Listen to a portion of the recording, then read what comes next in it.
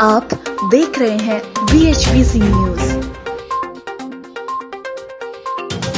नमस्कार, मेरा नाम है विपिन चौधरी और आप अपनी स्क्रीन पर देख रहे हैं BHBC न्यूज। एक ओर भारत कोरोना से त्रस्त है तो दूसरी ओर भारत सीमा पर अपने पड़ोसी देश से पाकिस्तान कभी भी अपनी हरकतों से बाज नहीं आता, तो वहीं चीन भी अब लद्दाख क्षेत्र में अपनी सीनाजोरी दिखाने में लगा है। वहीं दो देश जिनका रिश्ता सुबह की चाय से लेकर दवा तक का है, अपने देश से सब्जियां, दाल, चावल रोज सीमा पर बिक्री के लिए जाते हैं। दूसरी तरफ नेपाल से औषधियां यहां आती हैं, लेकिन अब नेपाल जो कभी आंख उठाकर भी नहीं देखता था, वो भी आंख दिखाने में लगा है। साथ ही उसने भी अपनी सीमा पर हरकतें तेज कर दी हैं। भारत और नेपाल के बीच जारी विवाद के बीच तनाव और बढ़ता जा रहा है। सीमा पर निशान के लिए लगाए गए खंभे गायब नजर आ रहे हैं। वहीं नेपाल ने 5 नए बॉर्डर आउटपोस्ट खोलने का काम किया है, जहां नेपाल की सशक्त पुलिस फोर्स के जवानों की तैनाती है। साथ ही अब भारत भी अब चौकस हो गया है और भारत ने भी सभी सीमाएं आउटपोस्ट को हाई अलर्ट पर कर दिया है। आउटपोस्ट पर भारत की ओर से पेट्रोलिंग भी बढ़ा दी गई है। वहीं नेपाली संसद के उच्च सदन ने रविवार को देश के नए राजनीतिक नक्शे को अद्यतन करने के संविधान संशोधन विधेयक पर चर्चा के प्रस्ताव को अनुमोदित कर दिया।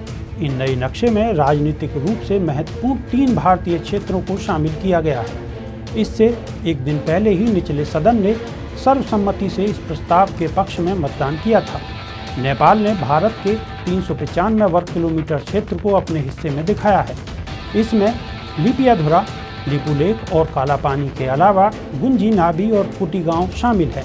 नेपाल की संसद ने भारत के कुछ इलाकों को अपना बताने के लिए नक्शे में बदलाव से जुड़ा बिल शनिवार को पास कर दिया। यह बिल संविधान में बदलाव करने के लिए लाया गया था। इसके सपोर्ट में 258 वोट पड़े, विरोध में एक भी वोट नहीं पड़ा। भारत ने लिपुलेख से धारचूला तक सड़क बनाई है। रक्षा मंत्री राजनाथ सिंह ने 8 मई को वीडियो कॉन्फ्रेंसिंग के जरिए इसका उद्घाटन किया था। इसके बाद ही नेपाल की सरकार ने विरोध जताते हुए 18 मई को नया नक्शा जारी किया था। भारत ने इस पर आपत्ति जताई थी। भारत ने कहा था यह ऐतिहासिक तथ्यों पर आधारित नहीं है। हाल ही में भारत के सेना प्रमुख जनरल MM नरवणे ने चीन का नाम लिए बिना कहा था कि नेपाल ने ऐसा किसी और के कहने पर किया है।